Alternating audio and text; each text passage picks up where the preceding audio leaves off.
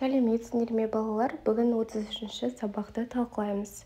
Сабағымыздың тақырыбы өзіңді тексер. Бірінші жаттығу, өлеңді оқы және оның не туралы екенін айтып бер. Дамысын деп қазағым, бұрам көптің назарын. Компьютерге сан түрлі бағдарлама жазамын. Мен ақылды баламын, таудай үлкен талабым. IT деген саланың мамандығын аламын. Қазағым, талабым сөздеріндегі қосымшаны алып тастап жаз. Не байқадың? Қазағым, талабын осы сөздерден қосымшаны алып тастайық. Қазағым, қазақ түбірі, талабым, талап.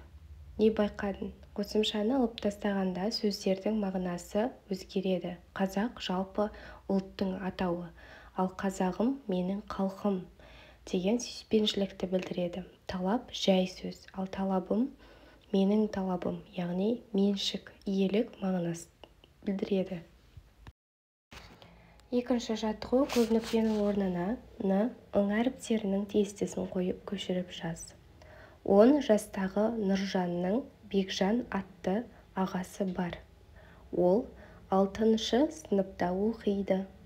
Олар үнемі бірге ойнайды. Бекжан шабандоз бала. Ол талай бәйгеде жүлде алған. Үшінші жаттығу, дұрыс тасымалданбаған сөздерді тап. Бірінші сөз дұрыс тасымалданбаған. Қоңырау болады. Қоңырау. Қайық. Жауап. Қайың. Мейірім. Жаңалық.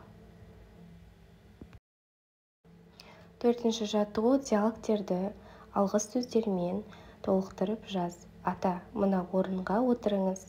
Рахмет, қарағым. Әже, сөмкеңізді беріңіз, мен көтерейін. Көп жаса, айналайын. Бесінші жаттығу, берілген тірек сөздерді пайдаланып, алғыс тақырыбына әңгіме құрастыр.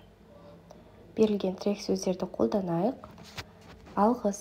Бір күні мектепте бара жатқан балалар жолда бір әжейдің ауыр сөмкесін көтере алмай тұрғанын көрді. Олар дереу жүгіріп барып әжейге көмектесті.